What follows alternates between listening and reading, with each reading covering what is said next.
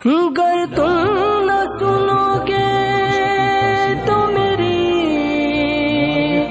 कौन सुनेगा। इस्लाम की जागीर लिखते हैं। ज़मीं वालों हमारे कद का अंदाज़ा नहीं तुमको, फलक पे खून से हम नारे तकबीर लिखते हैं। ज़मीं वालों हमारे कद का अंदाज़ा नहीं तुमको, फलक पे खून से हम नारे तकबीर लिखते हैं। आइए बिला किसी ताख़ीर के अब कुर्सी खिताबत पे जलवा अफरोज़ होने से लिए 15 से 20 मिनट का खिताब फरमाने के लिए मैं आवाज़ देता हूँ, जिनसे मुराद हज़रत मौलाना ज़फ़र अली साहब क़िबला हबीबी मिसबाही की बारगाह में इल्तमास करता हूँ कि तशरीफ़ लाएँ और अपने नूरानी बयानात से हम तमामी की क़ुलूब को हासिल करें। इस्तकबाल कर लें आगे से पीछे तक, दाएँ से बाएँ तक जितने लोग बैठे हैं, आने वाले मेहमान का इस्तकबाल करके उन्हें ये बता दें कि हम लोग कम हैं लेकिन आपको सुनने के लिए हम लोग इतने लोग भी काफ़ी हैं, है ना। ज़रा बुलंद आवाज़ से इस्तकबाल कर लें, नारे तकबीर। अगर हाथों को उठाकर इस्तकबाल करेंगे तो मुझे थोड़ा सा अच्छा लगेगा। नारे रिसालत, मसलके आला हज़रत, जश्न ईद मिलादुन नबी, जश्न शादी खाना आबादी, नारे तकबीर, नारे रिसालत। अरबाब इल्म मारिफत बिलखुसूस नाशर मसले के आला हज़रत हज़रत अल्लामा इरफानुल हक़ साहब क़िबला मिसबाही व ख़तीब अहले सुन्नत हज़रत अल्लामा मौलाना मतीन साहब क़िबला हबीबी, हज़रत हाफिज़ कारी नसीरुद्दीन साहब क़िबला ख़तीब इमाम मस्जिद हाजा, जुमला सामीन व सामियात, अस्सलामु अलैकुम व रहमतुल्लाहि व बरकातुहू। नहमदुहु व नुसल्ली व नुसल्लिमु अला रसूलिहिल करीम, अम्मा बाद फ़अऊज़ु बिल्लाहि मिनश शैतानिर रजीम, बिस्मिल्लाहिर रहमानिर रहीम। फ़क़द क़ालल्लाहु तबारक व तआला फ़िल क़ुरआनिल अज़ीम, व अंतुमुल आलौना इन कुंतुम मोमिनीन। वक़ालल्लाहु फ़ी मक़ामिन आख़र, फ़नकिहू मा ताब लकुम मिनन निसाइ मथना व थुलाथा व रुबा। वक़ालन नबिय्यु सल्लल्लाहु तआला अलैहि वसल्लम, अन्निकाहु मिन सुन्नती फ़मन रग़िबा अन सुन्नती फ़लैसा मिन्नी। रवाहुल बुखारी। सदक़ल्लाहु व सदक़ रसूलुहुन नबियुल अमीनुल मतीनुल करीम, व नहनु अला ज़ालिका लमिनश शाहिदीन वश्शाकिरीन वल्हम्दुलिल्लाहि रब्बिल आलमीन। हज़रात मोहतरम, सरे शाम से लेकर अब तक आप हज़रात ने बेहतरीन मद्दा ख़ाह से बेहतरीन आवाज़ में नाते नबी और मनक़बत समाअत की। दरमियान में एक बहुत शानदार ख़िताब भी समाअत किया और हमारे बाद भी एक बहुत ही शानदार और बहुत ही जामे, बहुत ही मुदल्लल ख़िताब आले रसूल हज़रत हाफिज़ कारी सैयद मुखलिस साहब क़िबला हबीबी से आप हज़रात को समाअत करना है। मैं ज़्यादा देर आप हज़रात के दरमियान नहीं रहूँगा। मैं चाहता हूँ कि मकसद जो मजलिस का होता है, उसी मकसद के तहत इंशाअल्लाहुल अज़ीज़ 10 से 15-20 मिनट में वक्त की पाबंदी के साथ आप हज़रात के दरमियान कुछ बातें अर्ज़ करने की कोशिश करूँगा। इमाम अहले सुन्नत, हम सुन्नियों की जान, इमाम अहमद रज़ा ख़ान फ़ाज़िल बरेलवी अलैहि रहमा फरमाते हैं, उनकी महक ने दिल के गुंचे खिला दिए हैं, उनकी महक ने दिल के गुंचे खिला दिए हैं, जिस राह चल दिए हैं कूचे बसा दिए हैं। और या रसूल अल्लाह अलैहिस्सलाम, आने दो या डुबो दो अब तो तुम्हारी जानिब, आने दो या डुबो दो अब तो तुम्हारी जानिब, कश्ती तुम्ही पे छोड़ी लंगर उठा दिए है। और अल्लाह क्या जहन्नम अब भी न सर्द होगा, अल्लाह क्या जहन्नम अब भी न सर्द होगा, रो रो के मुस्तफ़ा ने दरिया बहा दिए हैं, रो रो के मुस्तफ़ा ने दरिया बहा दिए हैं। मुल्के सुखन की शाही तुमको रज़ा मुसल्लम, मुल्के सुखन की शाही तुमको रज़ा मुसल्लम, जिस समत आ गए हो सिक्के बिठा दिए हैं, जिस समत आ गए हो सिक्के बिठा दिए। हज़रात मोहतरम, जी लगा करके दुरूद पाक पढ़े। अल्लाहुम्मा सल्ली अला सय्यदना व मौलाना मुहम्मद मादनिल जूद वल करम वालिही व बारिक व सल्लिम सलातुम व सलामन अलैका या रसूल अल्लाह सल्लल्लाहु तआला अलैहि वसल्लम। हज़रात मोहतरम, इस मजलिस रसूल का असल मकसद होता है कि हमारे और आपके दरमियान जो बुराइयां हैं उन्हें ख़त्म की जाए। और जिस तरीके से अल्लाह रब्बुल इज़्ज़त ने हम पर कानून को मुरतब किया और रसूलुल्लाह सल्लल्लाहु अलैहि वसल्लम के फरमुदात हमारे सामने मुसलसल मुरतब हुए, बंदे मोमिन उन पर अमल कर करके अपनी आखिरत को अच्छी बना ले। इसलिए कुरान करीम में अल्लाह रब्बुल इज़्ज़त ने इरशाद फरमाया वल आखिरतु खैरुन व अबका, कि ये दुनिया तो फ़ानी है, दुनिया को मिट जाना है, बाकी रहने वाली अगर कोई चीज़ है तो अल्लाह इरशाद फरमाता है वो आखिरत है जो बेहतर है और बाकी रहने वाली है। हज़रात मोहतरम, अल्लाह के रसूल सल्लल्लाहु अलैहि वसल्लम कई लाख लाख शुक्र और उसका एहसान है कि अल्लाह रब्बुल इज़्ज़त अपने नबी के सदक़े तवस्सुल से हमें इंसान बनाया। अल्लाह की कमोबेश 18,000 से ज़्यादा मखलूक़ात हैं, लेकिन हमारा इंतखाब किसी और मखलूक में नहीं हुआ बल्कि इंसान में हमारा इंतखाब हुआ। और बस इसी पर बस नहीं किया, परवरदिगार आलम ने हमें इंसान बना करके पैदा किया तो हम पर शराफत और करामत का टाइटल लगाया और कुरान में इरशाद फरमाया वलक़द कर्रमना बनी आदम, बेशक हमने औलाद आदम पर शराफत और करामत का ताज रखा। और आगे बढ़े, 18,000 मखलूक़ात में सबसे आला और अशरफ जो मखलूक है वो इंसान है। उस इंसान में तुम्हें इंसान बना करके पैदा किया मेरे प्यारो, और तुम पर शराफत और करामत का ताज रखा। और आगे बढ़ो, अल्लाह तुम्हारे बारे में इरशाद फरमाता है लक़द खलक़नल इंसाना फ़ी अहसनी तक़वीम, हमने सबसे खूबसूरत इंसान को पैदा किया है। शराफत और करामत का ताज तुम्हारे सरों पर, सबसे खूबसूरत तुम हो। लेकिन अब अपना मुहासबा करें, हम किधर चले गए, हम कहाँ थे, कामयाबी कहाँ है? क्या कामयाबी बाजारों में खड़े होकर के गुफ्तगू करने में है? क्या कामयाबी जो रोडों पर खड़े होकर के गैर औरतों को अपनी निगाहों से ताकने में है? अल्लाह अकबर कबीरा। ऐ मुसलमानों, तुम्हारा वकार ये नहीं है कि तुम चौराहों पर खड़े होकर के घंटों घंटों गुफ्तगू में लगे रहो, तुम्हारा मकाम ये नहीं है, बल्कि अल्लाह ने जब तुम्हें सबसे आला बनाया तो तुम्हारे लिए इरशाद फरमाया कि मैंने इंसान को ऐसे ही नहीं पैदा किया बल्कि इंसान को एक मकसद के तहत पैदा किया। मकसद क्या है? अल्लाह ने कुरान में इरशाद फरमाया वमा खलक़तुल जिन्ना वल इंसा इल्ला लियअबुदून, मैंने इंसान को अपनी इबादत के लिए पैदा किया है। मेरे दोस्तों, अल्लाह के रसूल सल्लल्लाहु अलैहि वसल्लम का लाख लाख शुक्र और उसका एहसान है कि अल्लाह ने हमें उम्मत मोहम्मदिया में पैदा किया और ये उम्मत सबसे अफजल तरीन उम्मत है। हजरत अल्लामा शामी नकल फरमाते हैं फतावा शामी के अंदर एक सवाल के तहत उसी के हाशिया में मसला है कि हजरत मूसा कलीमुल्लाह ने अल्लाह की बारगाह में इल्तिजा की थी, मौला तूने पैगंबर बनाया, बहुत अच्छा किया, नबूवत का दर्जा सबको नहीं मिलता, लेकिन उस पर ये और शरफ की बात थी कि हमें मोहम्मद रसूलुल्लाह की उम्मत में पैदा फरमाता। अजीज़ान मिल्लत इस्लामिया, पता चला ये सबसे शरीफ, सबसे कामिल, सबसे ताम और सबसे अकमल और सबसे अफजल उम्मत है उम्मत मोहम्मदिया। मेरे दोस्तों, सबसे अफजल उम्मत है उम्मत मोहम्मदिया। लेकिन हम कहाँ चले गए? आज जो गुनाह है, जो गुनाह मार्केटों में मिलते थे, आज जो गुनाह हमारे घरों में दाखिल हो गए हैं, बल्कि हमारे नौजवान उस गुनाहों में मुलव्विस होते हुए नजर आते हैं। ये बुराइयां कैसे दूर होगी? अल्लाह रब्बुल इज़्ज़त ने हमें एक बहुत अच्छा दस्तूर दिया था, वो दस्तूर और प्लेटफॉर्म वो निकाह का प्लेटफॉर्म है। अल्लाह के रसूल सल्लल्लाहु अलैहि वसल्लम ने इरशाद फरमाया कि जब तुम बालिग हो जाओ, आलिनू बिन निकाह, तो तुम निकाह का ऐलान करो, क्योंकि अल्लाह के रसूल फरमाते हैं कि निकाह इसलिए उम्मत में रखा गया कि इससे शर्मगाहों की हिफाजत होती है, मोमिन का ईमान कामिल हो जाता है, तमाम गुनाहों से बच जाता है। आप यहाँ गौर करें, गौर करने का मकाम है। निकाह किस लिए अल्लाह रब्बुल इज़्ज़त ने इसे शर्फ और इसे इतनी अफजल इबादत क्यों फरमाई? इसलिए कि इससे मोमिन की इज्जत होती है, मोमिन की शर्मगाह की हिफाजत होती है। इस निकाह को अल्लाह के रसूल ने फरमाया ये मोमिन की इज्जत है। अब मेरे दोस्तों, अब गौर करो और आज का डिफरेंशन देखो, आज का माहौल देखो। आज का माहौल क्या है? आज निकाह होता है तो निकाह में कितने गुनाह होते हैं, कितने जराइम होते हैं, गुनाह के बारे में गुनाह कितने होते हैं, जबकि इतनी पाकीज़ा इबादत है निकाह जिसे कहा गया है। अल्लाह के रसूल ने फरमाया अन्निकाहु मिन सुन्नती फमन रग़िबा अन सुन्नती फलैसा मिन्नी, निकाह मेरी सुन्नत है। ऐ लोगों, जो निकाह से एराज करता है, निकाह से रूगर्दानी करता है, वो मुझ में से नहीं है, वो हम में से नहीं है। पता चला निकाह सबसे अफजल इबादत है, उसके बावजूद निकाह में कितने गुनाह होते हैं। कभी गौर नहीं किया?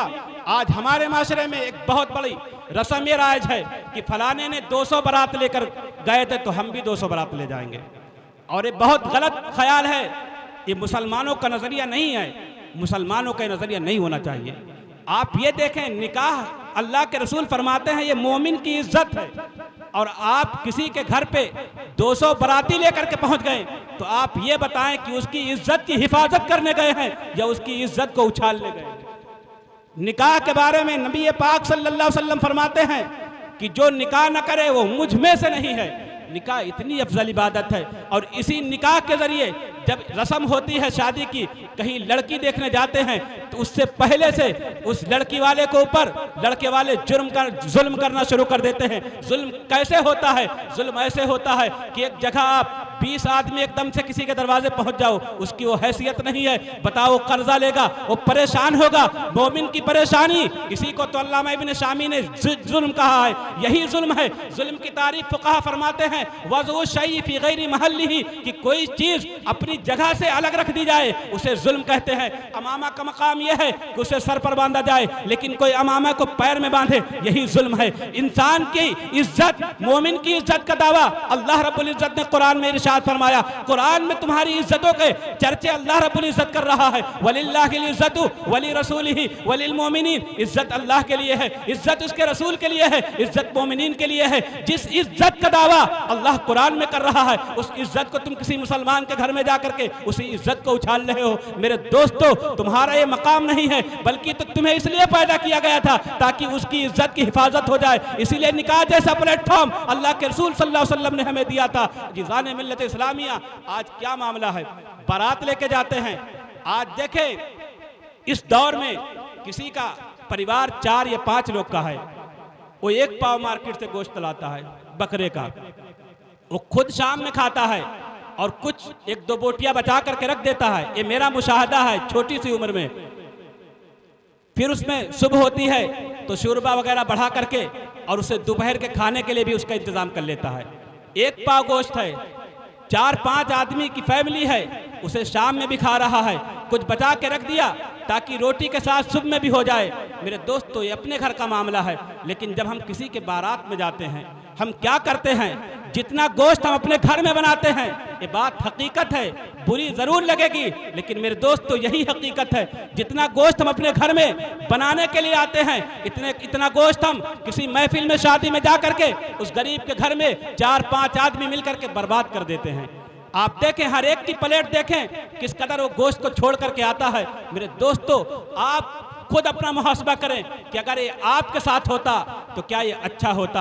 हरगिज़ नहीं अच्छा होता, इसलिए कि तुम्हारी इज्जतें बहुत बुलंद है, तुम्हारा मकाम बहुत बुलंद है। ये निकाह इसलिए रखा गया था ताकि मोमिन की हिफाजत हो जाए। और अल्लाह के रसूल सल्लल्लाहु अलैहि वसल्लम ने हुक्म दिया है, कहीं पर बारात का हुक्म नहीं दिया है, कहीं पर भी बारात का हुक्म नहीं मिलेगा, सिर्फ इतना मिलेगा, वो भी वलीमा का हुक्म है। बुखारी के अंदर इमाम बुखारी फरमाते हैं औलिम वलौ बिशातिन, कि ऐ लोगों तुम वलीमा करो, अगरचे एक बकरी से करो। ये वलीमा का हुक्म है। अगर अल्लाह ने तुम्हें दौलत दी है तो अपने दौलत के चर्चे, अपने पैसे के चर्चे, अपनी दोस्ती के चर्चे अपने घर में तुम वलीमा करके कर सकते हो। क्या जरूरत है कि 200 आदमी को किसी के घर पे ले जा करके बसा दो? मेरे दोस्तों, हर किसी मोमिन की शान नहीं है, एक मुसलमान की शान नहीं है। इसलिए कि मुसलमान, कामिल मुसलमान वही हो सकता है जब तक कि अल्लाह के रसूल सल्लल्लाहु अलैहि वसल्लम की तमाम फरमूदात पर जब तक कि अमल नहीं करेगा, तब तक कि सच्चा पक्का मोमिन नहीं हो सकता।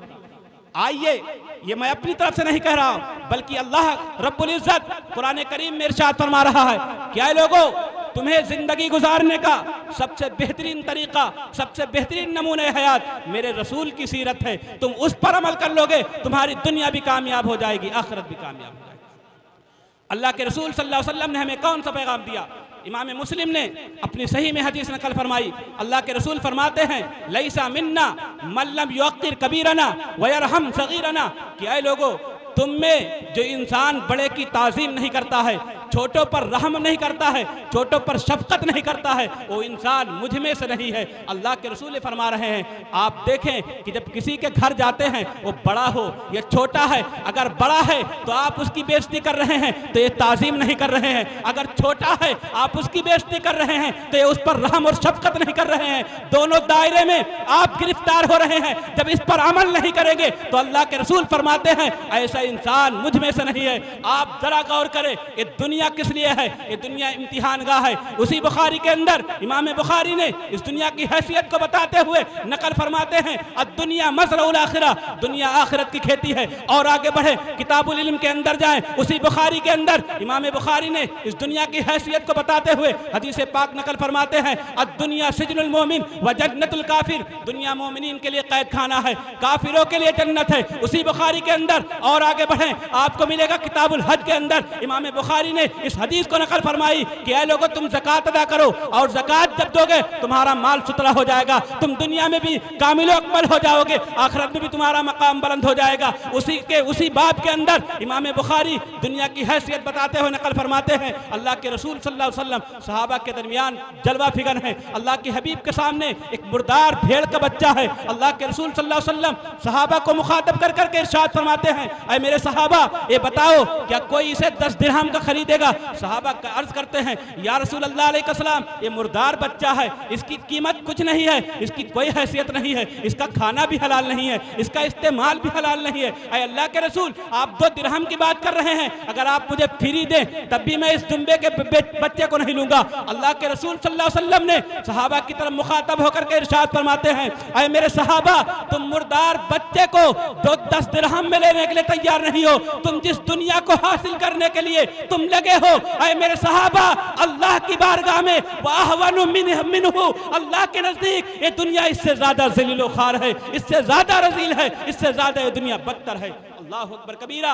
ऐ मेरे दोस्तों, जब आपको मालूम हुआ कि दुनिया की कोई हैसियत नहीं है, दुनिया ज़लील व ख़ार है, दुनिया रुसवाई का सामान है, दुनिया की हैसियत अल्लाह की बारगाह में नहीं है, तो दुनिया बनाई क्यों? दुनिया सिर्फ इसलिए बनाई है दुनिया मज़रउल आखिरा कि दुनिया आखिरत की खेती है, ताकि मेरा बंदा दुनिया में जाए और एक कह दे और ये सोचे कि अल्लाह ने मुझे पैदा किया है तो अल्लाह ने मुझ पर कोई हुक्म मुरत्तब किया है, उस पर ताकि वो अमल करे, ताकि उसकी दुनिया भी कामयाब हो जाए, आखिरत भी कामयाब हो जाए। जब इंसान मुकम्मल तौर से शरीयत इस्लामी की पाबंदी करता है तो उसको अल्लाह रब्बुल इज्जत कुरान में एजाज़ अता फरमाता है। अल्लाह ने उसके लिए इरशाद फरमाया, व अंतुमुल आलौना इन कुंतुम मुमिनीन, ऐ लोगो तुम ही बुलंदो बाला हो अगर तुम ईमान वाले हो, अगर तुम कामिल ईमान वाले हो, अगर तुम शरीयत इस्लामी पर चलने वाले हो।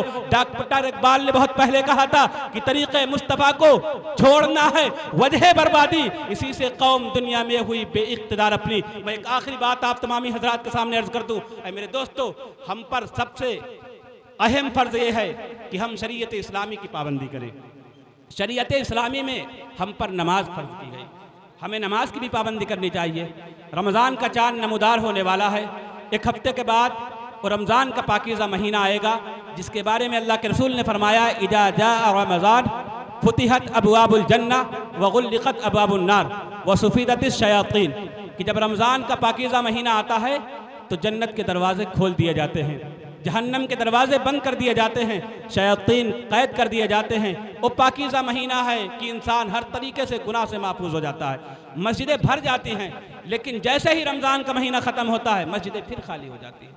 आप ये देखें कि अल्लाह ने आपको पैदा किया है, अल्लाह रब्बुल इज़्ज़त ने आपको कभी ऐसा नहीं किया कि रमज़ान के महीने में रिज़्क़ दे और बकिया 11 महीना में न दे, बल्कि आपको 12 महीना अल्लाह रब्बुल इज़्ज़त रिज़्क़ अता फरमाता है। और अल्लाह की जब इबादत तुम पर फ़र्ज़ की गई है तो जिस तरीके से रमज़ान में फ़र्ज़ है, इसी तरीके से 12 महीने में तुम पर इबादत फ़र्ज़ है। अज़ीज़ान मिल्लत इस्लामिया, नारे तकबीर, नारे रिसालत, मसलके आला हज़रत उलमाए अहले सुन्नत।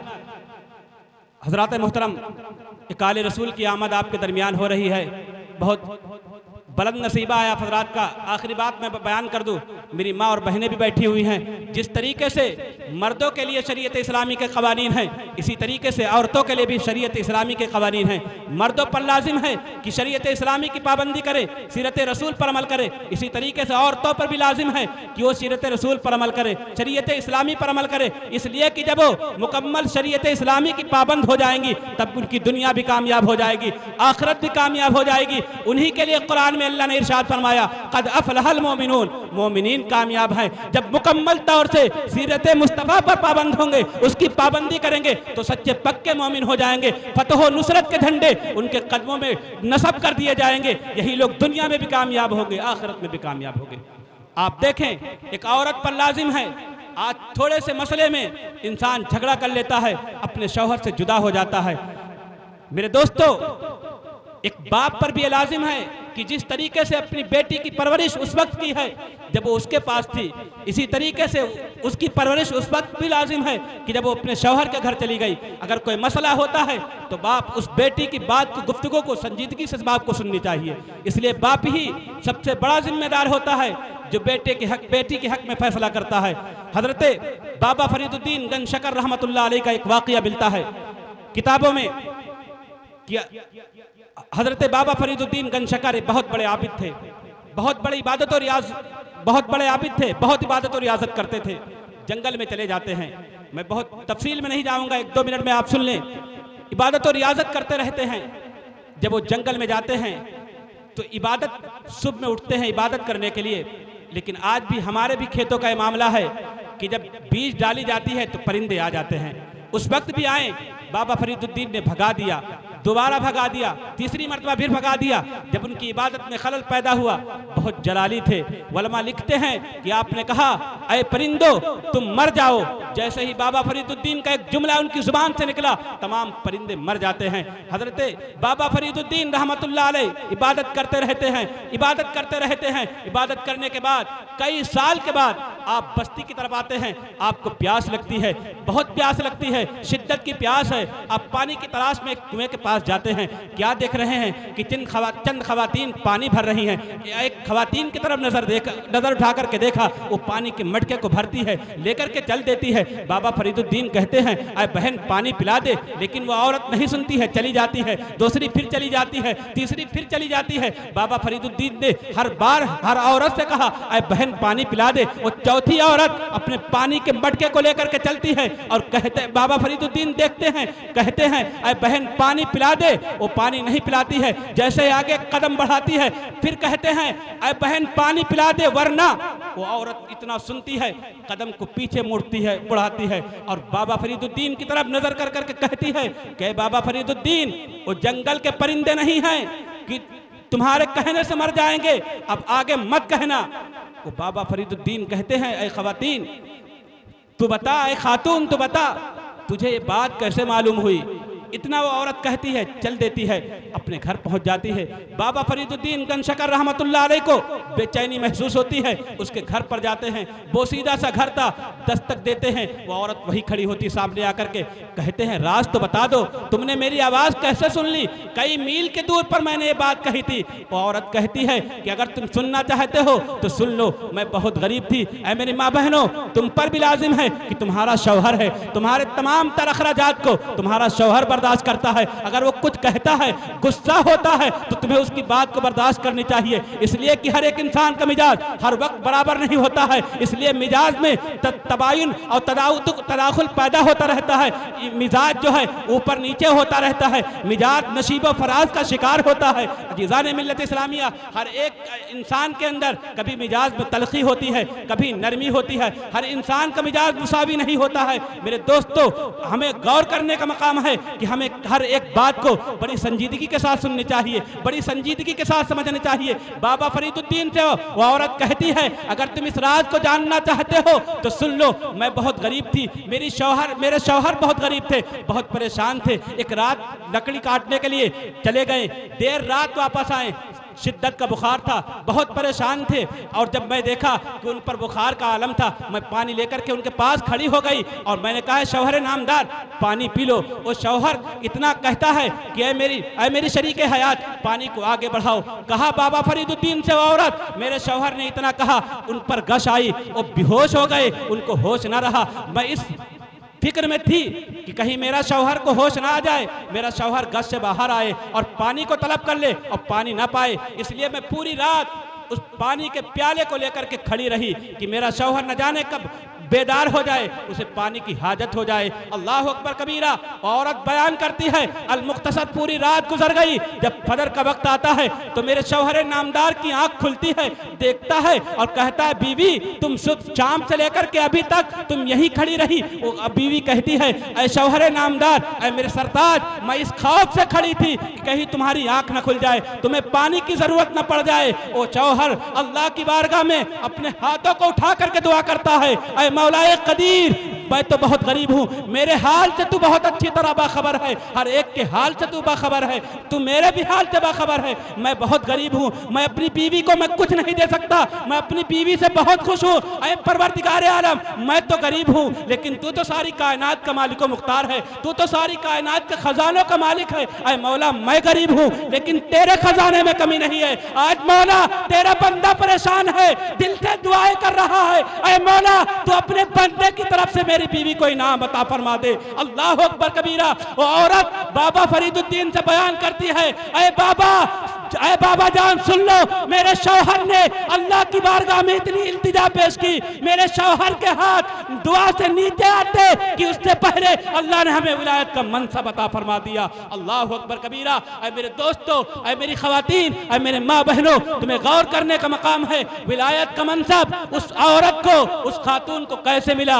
विलायत का मनसब उसे शौहर की फरमा बरदारी की वजह से मिला। तो जब भी तुम घर में परेशान हो, अगर तुम्हारा शौहर तुम्हें कुछ कहता है तो बड़ी संजीदगी के साथ उसकी बात को सुननी चाहिए। तमाम तर अखराजात तुम्हारा शौहर बर्दाश्त करता है, अगर कुछ बात कहता है तो उसको बर्दाश्त करनी चाहिए। इस तरीके से मामलात अच्छे होते हैं, जिंदगी खुशहाल होती है। अल्लाह की बारगाह में दुआ है, मौलाए कदीर हम सबको शरीयत इस्लामी पर अल्लाह अमल करने की तौफीक अज़ीम अता फरमाए। अल्लाह इस मजलिस रसूल को अपनी बारगाह में मकबूल फरमाए, साहिब खाना को इसकी बरकतों से माला माल फरमाए। अस्तगफिरुल्लाह रब्बी मिन कुल्ली ज़ंबि व अतूबु इलैह। लहद में इश्क़े रुखे शह का दाग लेके चले, अंधेरी रात सुनी थी चराग लेके चले। अस्सलाम वालेकुम।